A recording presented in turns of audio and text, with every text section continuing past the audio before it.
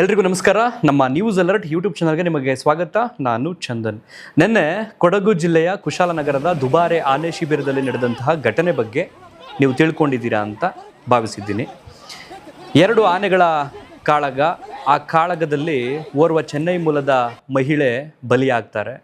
ಸಹಜವಾಗಿ ಆನೆ ನೋಡೋದಕ್ಕೆ ಪ್ರವಾಸಿಗರು ತುಂಬ ಖುಷಿಯಿಂದ ಕಾತುರದಿಂದ ಹತ್ರಕ್ಕೆ ಹೋಗಿ ಒಂದು ಫೋಟೋ ತೊಗೋಬೇಕು ಅಥವಾ ಆನೆಯನ್ನು ಮುದ್ದು ಮಾಡಬೇಕು, ಮುಟ್ಟಬೇಕು, ಸ್ಪರ್ಶ ಮಾಡಬೇಕು ಅನ್ನೋವಂಥ ಆಸೆ ಇರುತ್ತೆ. ಅದೇ ರೀತಿ ಚೆನ್ನೈ ಮೂಲದ ಕುಟುಂಬವೂ ಕೂಡ ಬಂದಿರುತ್ತೆ. ಆನೆ ಶಿಬಿರದಲ್ಲಿ ಕಾವೇರಿ ನದಿಯಲ್ಲಿ ಆನೆಗಳನ್ನು ತೊಳೆಯುವಂತಹ ಪ್ರಕ್ರಿಯೆ ಇರುತ್ತೆ. ಮಾವುತ ಕೂತಿರ್ತಾನೆ, ಒಬ್ಬ ಮಾವುತ ಇನ್ನೊಂದು ಆನೆ ಮೇಲೆ, ಇನ್ನೊಂದು ಆನೆಯನ್ನು ತೊಳಿತಾ ಇರ್ತಾರೆ. ಆ ಸಂದರ್ಭದಲ್ಲಿ ಆನೆಗಳಿಗೆ ಏನಾಯಿತು ಏನೋ ಗೊತ್ತಿಲ್ಲ, ಕಾಳಗ ಶುರುವಾಗುತ್ತೆ. ಕಾಳಗ ಯಾವ ರೀತಿ ಇತ್ತು ಅಂತಂದರೆ, ದಿಢೀರಂತ ಆನೆ ಕೆಳಗೆ ಬೀಳುತ್ತೆ. ಕೆಳಗೆ ಬಿದ್ದಾಗ ಮಹಿಳೆ ಆನೆಯ ಕೆಳಗಡೆ ಸಿಲುಕ್ತಾರೆ. ಆಕೆಯ ಗಂಡ ಅಂದರೆ ಅವ್ರ ಪತಿ ಆ ಮಗುವನ್ನು ಕಾಪಾಡ್ಕೊಂಡು ತಕ್ಷಣ ಮೇಲಕ್ಕೆ ಬರ್ತಾರೆ. ಆದರೆ ಮಹಿಳೆ ಆ ಕಾಳಗದಲ್ಲಿ ಆನೆ ಕೆಳಗಡೆ ಸಿಲುಕಿ ಸಾವನ್ನಪ್ತಾರೆ. ತದನಂತರ ಸಾವಿನಲ್ಲೂ ಕೂಡ ಮಾನವೀಯತೆಯನ್ನು ಮೆರೆದು ಅವರ ಪತಿ ಆಕೆಯ ಅಂಗಾಂಗ ದಾನ ಮಾಡೋದಕ್ಕೆ ಮುಂದೆ ಬರ್ತಾರೆ. ಆದರೆ ದುರಾದೃಷ್ಟವಶಾತ್ ಅಲ್ಲೂ ಕೂಡ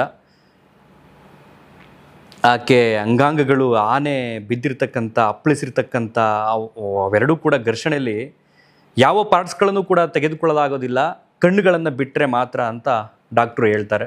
ಸೊ ಆ ಕಣ್ಣುಗಳನ್ನು ದಾನ ಮಾಡಿ ಅವ್ರ ಮಾನವೀಯತೆಯನ್ನು ಮರೆತಿದ್ದಾರೆ. ಮೊದಲಿಗೆ ಅವರ ಆತ್ಮಕ್ಕೆ ಶಾಂತಿ ಸಿಗಲಿ. ಹೆಚ್ಚು ಕಡಿಮೆ 33 ವರ್ಷದ ಜಿನುಮು ಅಂತ ಅವ್ರ ಹೆಸರು. ವಿಧಿ ನೋಡಿ ಎಲ್ಲೆಲ್ಲಿ ಕರ್ಕೊಂಡು ಬಂದು ಎಲ್ಲೆಲ್ಲಿ ಪ್ರಾಣ ತೊಗೊಂಡು ಹೋಗುತ್ತೆ ಅನ್ನೋಂಥದ್ದು ಊಹೆ ಕೂಡ ಮಾಡ್ಕೊಳ್ಳೋದಕ್ಕಾಗಲ್ಲ. ತಮಿಳುನಾಡಿನ ಚೆನ್ನೈ ಮೂಲದವರು ಕರ್ನಾಟಕಕ್ಕೆ ಪ್ರವಾಸಕ್ಕೆ ಬಂದಿರ್ತಾರೆ. ಈ ಈ ಈ ಈ ಇನ್ಸಿಡೆಂಟಲ್ಲಿ ಅಥವಾ ಈ ರೀತಿ ನಾನು ಹೋದಾಗುತ್ತೆ ಅಂತ ಪಾಪ ಅವರು ಕನಸಲ್ಲೂ ಊಹಿಸಿರೋದಕ್ಕಾಗೋದಿಲ್ಲ. ಬಟ್ ದುರ್ಘಟನೆ ಆಗಬಾರ್ದಿತ್ತು, ಆಗೋಯ್ತು. ಇನ್ನು ಈ ದುರ್ಘಟನೆಯಲ್ಲಿ ಮತ್ತೊಂದು ಅವಘಡ ಅಂತಂದರೆ, ಯಾವ ಆನೆ ಕೆಳಗೆ ಬಿದ್ದು ಒದ್ದಾಡಿತಲ್ಲ ಆ ಆನೆಯೂ ಕೂಡ ಇವತ್ತು ಮೃತಪಟ್ಟಿದೆ. ನಿಜಕ್ಕೂ ಬೇಸರದ ಸಂಗತಿ. ಆನೆ ಆತ್ಮಕ್ಕೂ ಕೂಡ ಭಗವಂತ ಸದ್ಗತಿಯನ್ನು ದೊರಕಿಸ್ಲಿ. ಏನಾಯಿತು ಹಾಗಾದರೆ, ಹೇಗಾಯಿತು ಹಾಗಾದರೆ, ಈಗ ವಿಚಾರವನ್ನು ನಾನು ನಿಮಗೆ ಎಕ್ಸ್ಪ್ಲೇನ್ ಮಾಡ್ತಾ ಹೋಗ್ತೀನಿ. ಘಟನೆ ನಿಮಗೆ ಗೊತ್ತಾಯಿತು, ಘಟನೆಯ ಪರಿಣಾಮವೂ ಕೂಡ ನಿಮಗೆ ಗೊತ್ತಾಯಿತು. ಹೇಗಾಯಿತು ಇದು ಅನ್ನೋಂಥದ್ದನ್ನು ವಿವರವಾಗಿ ನಾನು ನಿಮಗೆ ಹೇಳ್ತಾ ಹೋಗೋದಾದರೆ, ನೆನ್ನೆ ಏನಾಗಿದೆ, ಸಹಜವಾಗಿ ಮಾವುತರು ಆನೆಗಳನ್ನು ತೊಳೆಯೋದಕ್ಕೆ ಕರ್ಕೊಂಡು ಹೋಗ್ತಾರೆ. ಅದೇ ರೀತಿ ಆ ಆನೆ ಶಿಬಿರದಲ್ಲಿ ಕಾವೇರಿ ನದಿ ಹೋಗುತ್ತೆ. ಕೊಡಗು ಜಿಲ್ಲೆಯಲ್ಲಿ ಸಾಮಾನ್ಯವಾಗಿ ತಾಯಿ ಕಾವೇರಿ ಅಲ್ಲೇ ಹುಟ್ಟುವಂಥದ್ದು. ಆ ಕಾವೇರಿ ನದಿಯಲ್ಲಿ ಆನೆಗಳನ್ನು ತೊಳೆಯುವಂತಹ ಪ್ರಕ್ರಿಯೆ ನಡೀತಾ ಇರುತ್ತೆ. ಕಂಜನ್ ಅನ್ನುವಂತಹ ಒಂದು ಆನೆ ಮೇಲೆ ಒಬ್ಬ ಮಾವುತ ಕೂತಿರ್ತಾನೆ. ಇವತ್ತು ವಿಧಿವಶ ಆಯ್ತಲ್ಲ, ಅಂದರೆ ಈ ಕಾಳಗದಿಂದ ಆ ಆನೆಯ ಹೆಸರು ಬಂದು ಮಾರ್ತಾಂಡ ಅಂತ. 35 ವರ್ಷ ವಯಸ್ಸು. ಈ ಕಡೆ ಕಂಜನ್ಗೆ 26 ವರ್ಷ ವಯಸ್ಸು. ಕಂಜನ್ ಅನ್ನೋಂಥವನು ಇನ್ನೂ ಯಂಗ್ಸ್ಟರ್ ಅವನು. ಈ ಕಂಜನ್ನ ಹಾಸನದಲ್ಲಿ ಹಿಡ್ಕೊಂಡು ಬಂದಿರ್ತಾರೆ. 2014ರಲ್ಲಿ ಕ್ಯಾಂಪ್ ಮಾಡ್ಕೊಂಡು ಅವನನ್ನು ಹಿಡ್ಕೊಂಡು ಬಂದು ಸಾಕಿರ್ತಾರೆ ಇಲ್ಲಿ ಶಿಬಿರದಲ್ಲಿ. 2023 ಕೋಇನ್ಸಿಡೆನ್ಸ್ ನೋಡಿ, ಇಲ್ಲಿ 2023 ಸೇಮ್ ಡೇ ಮೇ 19ನೇ ತಾರೀಕು, ಅಂದರೆ ಇವತ್ತು ವಿಧಿವಶ ಆಗಿದೆಯಲ್ಲ ಆನೆ, ಆ ಆನೆ ಮಾರ್ತಾಂಡನನ್ನು ಸೇಮ್ ಹಾಸನ ಜಿಲ್ಲೆ ಸಕಲೇಶ್ಪುರದಲ್ಲಿ ಒಂದು ಹಳ್ಳಿ ಹತ್ರ ಹಿಡ್ಕೊಂಡು ಬಂದಿರ್ತಾರೆ. ಸತ್ತಂತ ಆನೆಯನ್ನು ಇವತ್ತೇ, ಅಂದರೆ ಇವತ್ತಿಗೆ ಕರೆಕ್ಟಾಗಿ 3 ವರ್ಷ. ಈ ಕಡೆ ಕಂಜನ್ನ 2014ರಲ್ಲಿ ಕರ್ಕೊಂಡು ಬಂದಿರ್ತಾರೆ ಲಾಕ್ ಮಾಡಿಕೊಂಡು. 2023ರಲ್ಲಿ ಮಾರ್ತಾಂಡನ ಕರ್ಕೊಂಡು ಬಂದಿರ್ತಾರೆ. ಕಂಜನ್ ಬಂದು ಸ್ವಲ್ಪ ರೌಡಿ ಥರ, ಸ್ವಲ್ಪ ಅವ್ನಿಗೆ ಅಭಿಮಾನಿಗಳು ಜಾಸ್ತಿ, ಅಂದರೆ ನಮ್ಮಂಥ ಜನಗಳು. ಸೊ ನಿನ್ನೆ ಆ ತೊಳೆಯುವಂತಹ ಪ್ರಕ್ರಿಯೆ ಸಂದರ್ಭದಲ್ಲಿ ಏನಾಗಿದೆ, ಈ ಮಾರ್ತಾಂಡ ಆನೆನ ಇನ್ನೊಂದು ಹೆಸರಲ್ಲಿ ಕರೀತಾರೆ ಮಕ್ನ ಆನೆ ಅಂತ. ಮಕ್ನ ಆನೆ ಅಂತ ಬಂದರೆ ಈ ಕೋರೆಗಳಿರೋದಿಲ್ಲ, ದಂತಗಳು. ಬಟ್ ಇವನು ಕಂಜನ್ ಇದನ್ನಲ್ಲ, ಇವನೊಂಥರ ನಮ್ಮ ಆಡು ಭಾಷೆಯಲ್ಲಿ, ತುಂಬ ಹಳ್ಳಿ ಭಾಷೆಯಲ್ಲಿ ಹೇಳಬೇಕು ಅಂದರೆ ಒಂದು ದೊಡ್ಡ ಗಂಡಸುನು. ಇವನಿಗೆ ಕೋರೆಗಳೆಲ್ಲ, ದಂತಗಳೆಲ್ಲ ತುಂಬ ಉದ್ದವಾಗಿದ್ಕೊಂಡು ಒಂಥರವನು ಪೊಗುರು ಜಾಸ್ತಿ ಇವನಿಗೆ ಅನ್ನೋ ಥರ. ತೊಳೆಯುವಂಥ ಸಂದರ್ಭದಲ್ಲಿ ಕಂಜನ್ ಇಲ್ಲಿದ್ದಾನೆ, ನೀವು ವಿಜುವಲ್ಸ್ಗಳು ಗಮನಿಸಿರ್ತೀರಿ ದೃಶ್ಯಗಳಲ್ಲಿ. ಮಕ್ನ ಆನೆ ಅಂದರೆ ಮಾರ್ತಾಂಡ ಇವತ್ತು ಸತ್ನಲ್ಲ, ಆ ಆನೆ ಮುಂದೆ ಇದ್ದಾನೆ. ಕಂಜನ್ ಮೇಲೆ ಮಾವುತ ಕೂತ್ಕೊಂಡು ಅವನನ್ನು ಕಂಟ್ರೋಲ್ ಮಾಡೋ ಪ್ರಯತ್ನ ಪಡ್ತಿದ್ದಾನೆ. ಈ ಕಡೆ ಮಕ್ನ ಆನೆಗೆ ಮಾವುತ ಕೆಳಗಿಳಿದು ಸ್ನಾನ ಮಾಡಿಸ್ತಾ ಇದ್ದಾನೆ. ಸೊ ಈಗ ಪ್ರವಾಸಿಗರು ಬರ್ತಾರಲ್ಲ ಆನೆ ಶಿಬಿರಕ್ಕೆ ಆನೆಗಳನ್ನ ನೋಡೋದಕ್ಕೆ ಅಂತ, ಅವ್ರಿಗೊಂದು 300 ರೂಪಾಯಿ ಟಿಕೆಟ್ ಫಿಕ್ಸ್ ಮಾಡಿರ್ತಾರೆ. ಒಂದು ಎಂಟ್ರಿಲಾಗಿರ್ಬೋದು ಅಥವಾ ಮಾವುತಂಗೂ ಕೈ ಕೊಟ್ಟು ನೋಡಿದ್ರು ನೋಡ್ಬೋದು ಖುಷಿಯಿಂದ. ಒಂದು 50 ಜನ ಬಿಡ್ತಾರೆ ಸರಿ ಸುಮಾರು ಒಂದು ದಿನಕ್ಕೆ.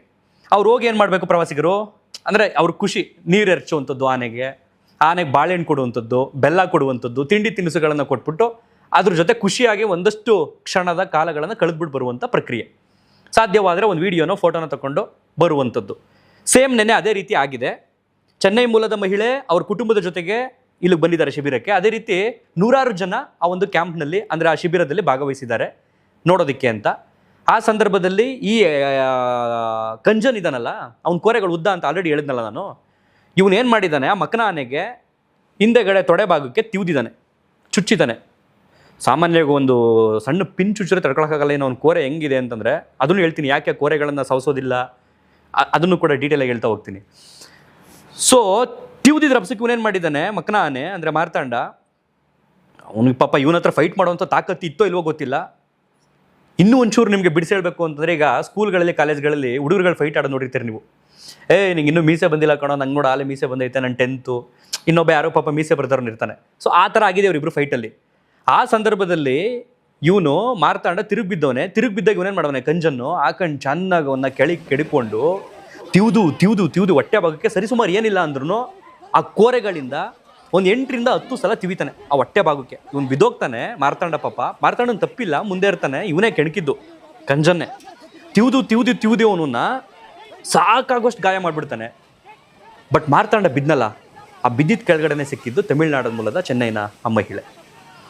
ಅವ್ರ ಗಂಡ ಮತ್ತು ಅವ್ರ ಮಗು ಅವರು ಕೂಡ ತಕ್ಷಣ ಬಿದ್ದರು. ಬಟ್ ರಪ್ ಅಂತ ಅವ್ರ ಗಂಡ ಏನು ಮಾಡಿದ್ದಾರೆ, ಆ ಮಗುನ ಮೇಲ್ಗಡೆಗೆ ಆ ನದಿಯಿಂದ ಮೇಲೆ ಕರ್ಕೊಂಬಂದು ಅವರನ್ನು ರಕ್ಷಣೆ ಮಾಡ್ಕೊಂಡು ಆ ಮಗುವನ್ನು ರಕ್ಷಣೆ ಮಾಡಿದ್ರು. ಇನ್ನು ಸಹಜವಾಗಿ ಅಲ್ಲಿದ್ದಂಥ ಜನಗಳು ಬೇಗ ಓಡೋದ್ರು. ಬಟ್ ಈ ಜಿಮ್ನು ಅನ್ನೋಂಥ ಲೇಡಿ ವಿಧಿವಶರಾದ್ರಲ್ಲ, ಅವ್ರ ಕೈಲಿ ಮೇಲಕ್ಕೆ ಬರೋದಕ್ಕಾಗಲಿಲ್ಲ. ಮಾರ್ತಾಂಡ ಕೆಳಗೆ ಬಿದ್ದ, ಈ ಕಂಜನ್ ಬಿಡಲಿಲ್ಲ. ಅಪ್ಪಿತಪ್ಪಿ ಕಂಜನ್ ಬಿಟ್ಟಿದ್ದಿದ್ರೆ ಮಾರ್ತಾಂಡ ಎದ್ದು ಹೋಗ್ತಿದ್ನೋ, ಮಹಿಳೆ ಬದುಕಿರ್ತಿದ್ರೇನೋ ಗೊತ್ತಿಲ್ಲ. ಬಟ್ ಕಂಜನ್ ಸಾಕಾಗುವಷ್ಟು ಆನೆಯನ್ನು ಘಾಸಿಗೊಳಿಸ್ತಾ ಕೆಳಗಡೆ ಬಿದ್ದಂಥ ಮಹಿಳೆ ಇವರಿಬ್ಬರು ಘರ್ಷಣೆಯಲ್ಲಿ ಅಪ್ಪಚ್ಚಿ ಆಗೋದ್ರು. ಸೊ ಇದು ನೆನ್ನೆ ನಡೆದಂಥ ಘಟನೆ. ಸೊ ಅಷ್ಟೊಂದು ಜೋರಾಗಿತ್ತಲ್ಲ, ಚಿಕಿತ್ಸೆ ನಡೀತಾ ಇತ್ತು ಶಿಬಿರದಲ್ಲಿ ಮಾರ್ತಾಂಡಂಗೆ. ಬಟ್ ಇವತ್ತು 12:30 ಆಸುಪಾಸು ಮಧ್ಯಾಹ್ನದಲ್ಲಿ ತೀರೋಗ್ಬಿಟ್ಟ ಮಾರ್ತಾಂಡ. ಯಾಕೆ ಕಂಜನ್ಗೆ ಕೋರೆನ ಸವಸೋದಿಲ್ಲ ಅಂದರೆ, ಒಂದು 6 ತಿಂಗಳಿಗೋ ವರ್ಷಕ್ಕೊಂದ್ಸಲನೋ ಅಧಿಕಾರಿಗಳು ಅದಕ್ಕೆ ಸಂಬಂಧಪಟ್ಟಂಗೆ ಕೋರೆ ಒರೆಯೋದು ಏನೋ ಮಾಡ್ತಿರ್ತಾರೆ ಬೇರೆ ಬೇರೆ ಆನೆಗಳಿಗೆ. ಒಂದು ವೈಲ್ಡ್ ಆನೆ ಅಂತ ಹೇಳ್ತೀವಿ, ಇನ್ನೊಂದು ದಸರಾ ಆನೆಗಳು ಅಂತ ಹೇಳ್ತೀವಿ. ಈ ಕ್ರೂರ ಆನೆಗಳು, ಈ ಕಡೆ ಕ್ಯಾಂಪಲ್ಲಿ ಇರ್ತಕ್ಕಂಥ ಆನೆಗಳು. ಸಕ್ಕರೆ ಬೈಲಲ್ಲೂ ಕೂಡ ನಮ್ಮ ದಸರಾ ಆನೆಗಳು ಒಂದಷ್ಟಿದ್ದಾವೆ. ಬಟ್ ಇಲ್ಲೂ ಕೂಡ ಇದ್ದಾವೆ. ಕಂಜನ್ ಕೂಡ ದಸರಾದ ಒಂದು ಭಾಗ ಅವನು. ಯಾರೀಗ ಈ ಇನ್ಸಿಡೆಂಟಲ್ಲಿ ಅಕ್ಯೂಸ್ಡ್ ಇದನ್ನಲ್ಲ, ಸಾರಿ ನಾನು ಅಕ್ಯೂಸ್ಡ್ ಅಂತ ಬಳಸಬಾರ್ದು ಅವನಿಗೆ, ಯಾಕೆಂದರೆ ಕೋಪ ಬರ್ತೈತೆ ನನಗೆ ಅವನ ಬಗ್ಗೆ ಸಣ್ಣದಾಗಿ, ಯಾಕೆಂದರೆ ಇಬ್ಬರು ಬಲಿ ಪಡೆದ್ಬಿಟ್ಟವನಲ್ಲ ಅಂತ. ಸೊ ಈ ಕಂಜನ್ ಕೂಡ ದಸರಾದಲ್ಲಿ ಒಂದು ಭಾಗ ಅವನು. ಕಳೆದ ವರ್ಷ ಬಹುತೇಕ ಜನರಿಗೆ ಗೊತ್ತೋ ಇಲ್ಲೋ ಗೊತ್ತಿಲ್ಲ, ದಸರಾ ತಯಾರಿ ನಡೆಯುವಂಥ ಸಂದರ್ಭದಲ್ಲಿ ಈ ಆನೆಗಳಿಗೆ ಟ್ರೈನಿಂಗ್ ಕೊಡ್ತಾ ಇರ್ತಾರಲ್ಲ, ಅಥವಾ ಅಲಂಕಾರ ಮಾಡುವಂಥ ಸಂದರ್ಭದಲ್ಲಿ ಸ್ವಲ್ಪ ಕಂಜನ್ನು ಇರುಸು ಮುರುಸಾಗಿತ್ತು ಏನೋ ಗೊತ್ತಿಲ್ಲ, ಅಥವಾ ಸೌಂಡ್ಗೋ ಅಥವಾ ಜನಗಳನ್ನ ನೋಡೋ ಏನೋ ಗೊತ್ತಿಲ್ಲ, ಒಂಚೂರು ಕೀಟ್ಲೆ ಮಾಡಿದ್ದ. ಅದು ಕೂಡ ನ್ಯೂಸ್ ಆಗಿತ್ತು, ದಸರಾದಲ್ಲಿ ಆನೆಗಳು ಏನೇನೋ ಆಡ್ತವೆ, ಹಿಂಗೆ ಆಡ್ತವೆ, ಓಡಾಡಿಸ್ತವೆ ಅಂತ. ಸೊ ಅದೇ ಕಂಜನ್ನು ಈ ಇನ್ಸಿಡೆಂಟಲ್ಲಿ ಕಾರಣ ಆಗಿರ್ತಕ್ಕಂಥವನು. ಸೊ ಈ ಕಂಜನ್ಗೆ ಏನಕ್ಕೆ ಆ ಕೋರೆನ ಸೌಸಲ್ಲ, ಒರೆಯಲ್ಲ, ಬ್ಲೇಡ್ ತೊಗೊಂಡು ಅಥವಾ ಆ ಥರ ಮಾಡಲ್ಲ ಅಧಿಕಾರಿಗಳು ಅಂತಂದರೆ, ಇವನು ದಸರಾ ಆನೆ ಆಗಿದ್ದರಿಂದ, ಆ ದಸರಾ ಆನೆಯ ಸರತಿ ಸಾಲಿನಲ್ಲಿ ಇವನು ಸಾಗೋದ್ರಿಂದ ಆ ದಸರಾಗೆ ಒಂದು ಶೋಭೆ. ಸೊ ದಸರಾ ಆನೆಗಳಿಗೆ ಕೋರೆಗಳೇ ಶೋಭೆ ಆಗಿರೋದ್ರಿಂದ ಅಲಂಕಾರ ಮಾಡೋದಕ್ಕೆ ತುಂಬ ಚೆನ್ನಾಗಿರುತ್ತೆ ಅನ್ನೋ ಕಾರಣಕ್ಕೆ ಕೋರೆಗಳನ್ನ ಒರೆಯಲ್ಲ. ಅಪ್ಪಿತಪ್ಪಿ ಕಂಜನ್ಗೆ ಏನಾದ್ರು ಕೋರೆ ಒರೆದಿದ್ದಿದ್ರೆ ಅಷ್ಟು ಚೂಪ್ ಇರ್ತಿರ್ಲಿಲ್ಲ, ಮಾರ್ತಾಂಡ ಸಾಯ್ತಿರ್ಲಿಲ್ಲ. ಬಟ್ ಕಂಜನ್ ಕೋರೆ ಒರೆದಿರ್ಲಿಲ್ವಲ್ಲ, ಆ ಕಾರಣದಿಂದ ಚೆನ್ನಾಗಿ ಚುಚ್ಚಾಗ್ತಾರೆ. ಸೊ ಈ ಇನ್ಸಿಡೆಂಟನ್ನು ಗಮನ ಹರಿಸಿ ಅರಣ್ಯ ಸಚಿವರಾದಂಥ ಈಶ್ವರ್ ಖಂಡ್ರೆ ಅವರು ಆ ಮೃತ ಮಹಿಳೆಯ ಕುಟುಂಬಕ್ಕೆ 20 ಲಕ್ಷ ಪರಿಹಾರವನ್ನು ಕೂಡ ಘೋಷಣೆ ಮಾಡಿದ್ದಾರೆ. ಜೊತೆಗೆ ಸಂತಾಪವನ್ನು ಕೂಡ ವ್ಯಕ್ತಪಡಿಸಿದ್ದಾರೆ. ಒಂದಷ್ಟು ಆದೇಶಗಳನ್ನು ಕೂಡ ಹೊರಡಿಸಿದ್ದಾರೆ. ಯಾರು ಇನ್ನು ಮುಂದೆ ಆನೆಗಳನ್ನ ನೋಡೋದಕ್ಕೆ ಹೋಗ್ತಾರೆ ಅಥವಾ ಶಿಬಿರಕ್ಕೆ ಹೋಗ್ತಾರೆ, 100 ಅಡಿ ಅಂತರವನ್ನು ಕಾಯ್ದಿಟ್ಕೊಳ್ಬೇಕು. ಆನೆ ಮುಟ್ಟೋಂಗಿಲ್ಲ, ಆನೆ ಹತ್ರ ಹೋಗಂಗಿಲ್ಲ. 100 ಫೀಟ್ ಡಿಸ್ಟೆನ್ಸಲ್ಲೇ ನಿಮ್ಮ ಏನೇ ಖುಷಿಯ ಕ್ಷಣಗಳನ್ನು ನೀವು ನೋಡ್ಕೊಂಬರ್ಬೇಕಷ್ಟೆ. ಆ್ಯಂಡ್ ಇನ್ನೊಂದು, ಕಂಜನ್ನ ಈ ವರ್ಷ ದಸರಾಗೆ ನಿಷಿದ್ಧ ಮಾಡಬೇಕು ಅಂತಲೂ ಕೂಡ ಆದೇಶ ಮಾಡವ್ರೆ. ಬಟ್ ಅದು ಮುಂದಿನ ದಿನಗಳಲ್ಲಿ ಅವ್ನಿಗೆ ಇನ್ನೂ ಸ್ವಲ್ಪ ಚೆನ್ನಾಗಿ ಟ್ರೈನಿಂಗ್ ಕೊಟ್ಟು ಜನಗಳ ಜೊತೆ ಬೆರೆಯೋತಾರೆ, ಏನಾರು ಅವನ್ನ ಮಾಡ್ಕೊಂಡು ಕರ್ಕೊಂಬರ್ತಾರೆ ದಸರಾಗೆ ಗೊತ್ತಿಲ್ಲ, ಅಥವಾ ಅವನ್ನ ನಿಷೇಧ ಮಾಡ್ಕೊಂಡು ಹಿಂಗೆ ಕ್ಯಾಂಪಲ್ಲಿ ಇಟ್ಕೊಳ್ತಾರೆ, ಅದು ಕೂಡ ಗೊತ್ತಿಲ್ಲ. ಒಟ್ನಲ್ಲಿ ಪ್ರೆಸೆಂಟ್ ಈಗ ಕಂಜನ್ಗೆ ಒಂದು ಶಿಕ್ಷೆ ಅಂತಂದರೆ ನೀನು ದಸರಾಗೆ ಬರೋಂಗಿಲ್ಲ ಅಂತ. ಅವನು ಆರಾಮಾಗಿ ಇರ್ತಾನೆ ಕ್ಯಾಂಪಲ್ಲಿ, ಬೇಡ ಹೋಗು ಅಂದ್ಕೊಂಡು ಅಷ್ಟೇ. ಒಟ್ಟಾರೆಯಾಗಿ ಈ ಇನ್ಸಿಡೆಂಟ್ಗೆ ಮೇಯ್ನ್ ಕಾರಣ ಏನು ಅಂತಂದರೆ, ಅವರೂ ನಾವು ದೂರೋದಕ್ಕಾಗಲ್ಲ. ಯಾಕೆಂದರೆ ನಾವೇನಾದರೂ ಈಗ ಕ್ಯಾಂಪಲ್ಲಿ ಇರ್ತಕ್ಕಂಥ ಮಾವುತರು ಅಥವಾ ಸಿಬ್ಬಂದಿಗಳು ಜನಗಳನ್ನ ಹೆಂಗೆ ಹತ್ರಕ್ಕೆ ಬಿಡ್ಕೊಂಡ್ಬಿಡ್ತಾರೆ ದುಡ್ಡಾಸೆಗೆ ಅಂತ ಬೈದರೆ, ನೋಡು ನೆಕ್ಸ್ಟ್ ಜನಗಳು ಹೋಗ್ದಂಗೆ ಮಾಡಿಬಿಟ್ರು ಅನ್ನೋ ಥರನೂ ಆಗುತ್ತೆ ಜನ ಥಿಂಕ್ ಮಾಡುವಂಥದ್ದು.